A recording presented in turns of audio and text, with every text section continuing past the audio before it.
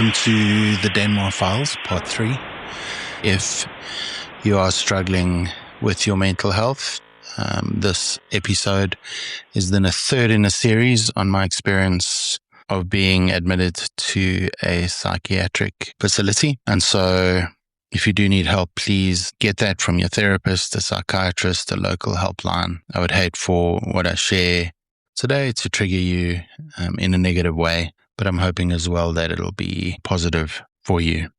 If you've been listening, you'll know that I start each episode reading a letter from my daughter Emily. She gave these to me when I was admitted, one for each day, and they were something that I really looked forward to. Today's episode is called Duvet Day because the picture that Emily drew on her card, so the cat's in a duvet, I'm the cat in the duvet, and Emily said about day 3, "Dear Dar, good job, bro. Super proud of you, man. I hope you made friends. It's okay if not, she knows me well. And hope the food is good. Not to be mean, I love Mom's cooking, but I'll miss yours. Don't get me wrong, Mom's is amazing, but yours is on another level. And I'll miss the tea in the morning, but for now, focus on getting better. Love, Emily." Tell you to wake up every morning to the promise of a note from someone who clearly loves you is motivation in itself. My time in Denmar was such a good opportunity to reflect, and I reflected a fair bit on how my past shaped me.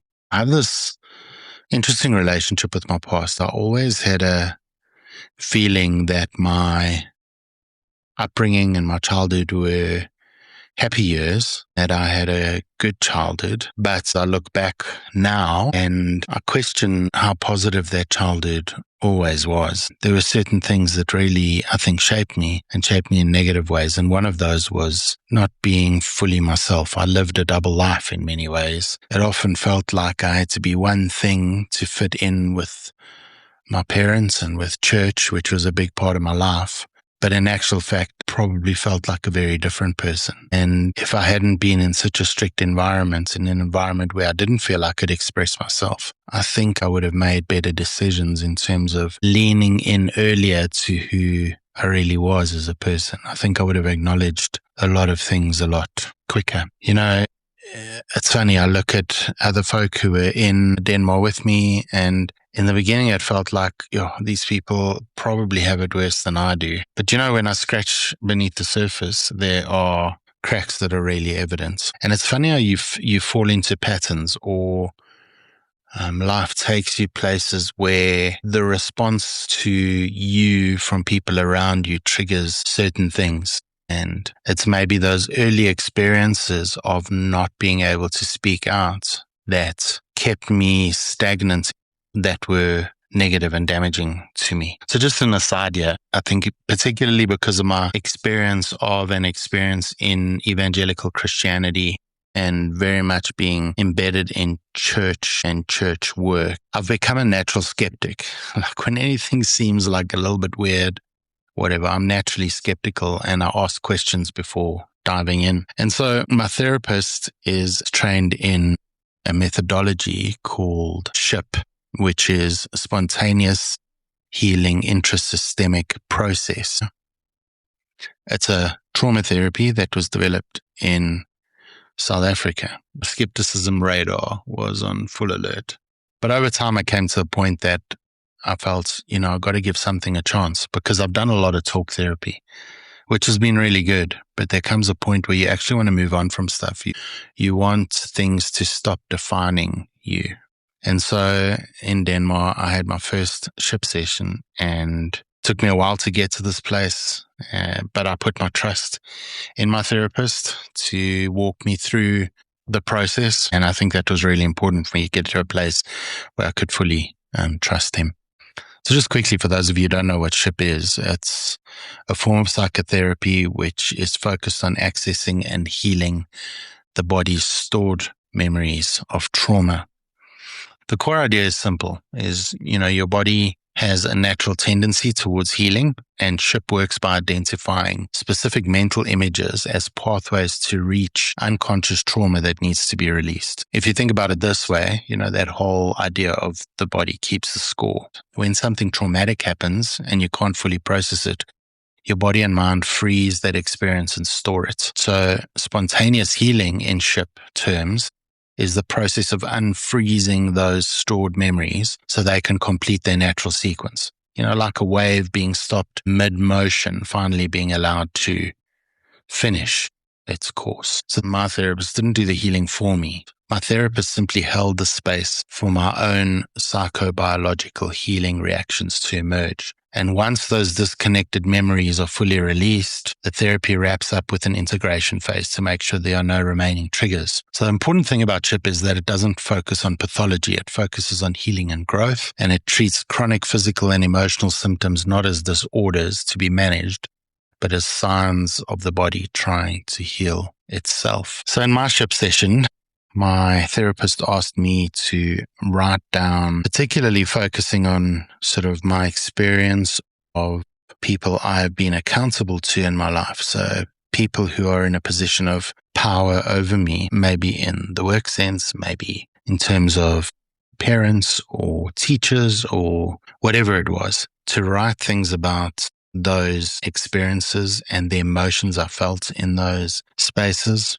And I went back to a significant time in my life, which was the 7 years I spent working as a youth pastor in a local church. And I carry a lot of trauma from those years. And it's something that even in talk therapy, I kept coming back to, and it's something that weighed heavy on my mind. So I thought that would be a good place to start to try and unpack that. And so I wrote primarily about that. And what my therapist did was, in the session, I lay down. You lie down very still. You're in a relaxed state. You're not in any sort of trance or anything like that. It's not like hypnosis either, but you're in a very relaxed state, and your therapist creates a safe container for one to be in. And then what my therapist did was read slowly, bit by bit, what I'd written back to me, and then asked me how I felt and where I was feeling it.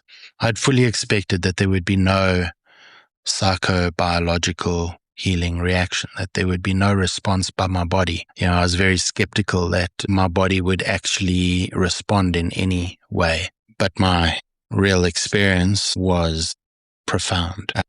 The tingling in my chest, the sense of numbness in my legs, and then the spontaneous shaking in my right hand and right arm, which was not under my control, but was, in terms of SHIP therapy, my body finding a pathway for my unconscious trauma to be released. What was amazing in that session is that I started with reflecting on the evangelical environment in which the key leader of that environment gaslit me every day, in fact. And in that time, I was convinced that nothing I did was good enough, and that consequently I, as a human, was not good enough. And, I look at my responses beyond that to situations, to conversations, to even opportunities that I've had, and that has stayed with me. But what I also realized is my experience there of that narcissistic style of leadership that had a severe impact on me is something that I'd experienced before in different contexts. And so I was taken back to various touching points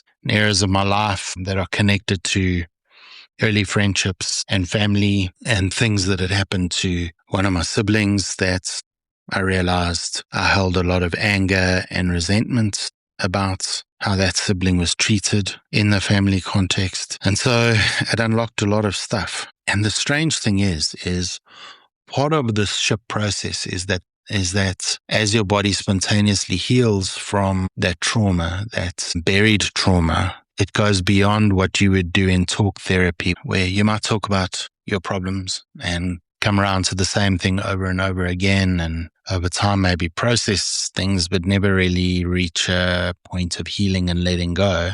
Since that first SHIP session, there really is a sense of freedom where this leader who traumatized me in many ways, this boss who had not only social power, but spiritual and emotional control over me, I felt a freedom from that. That person has lived rent-free in my head for almost decades. And finally, he's no longer there. And so I think that was a big part in me understanding this whole idea of the body keeping the score, of being intentional about confronting those traumas, feeling those traumas, focusing on the body's response to those traumas, and then believing that my body will spontaneously heal and release that trauma. If I'd have heard someone else talking about this before experiencing it, I would have been very skeptical, but I can only say that the release I felt is profound. I think the lesson there for anyone is whatever it is. I'm not dissing any other kind of therapy. I'm not saying people need to buy into ship. I'm not saying people even need to believe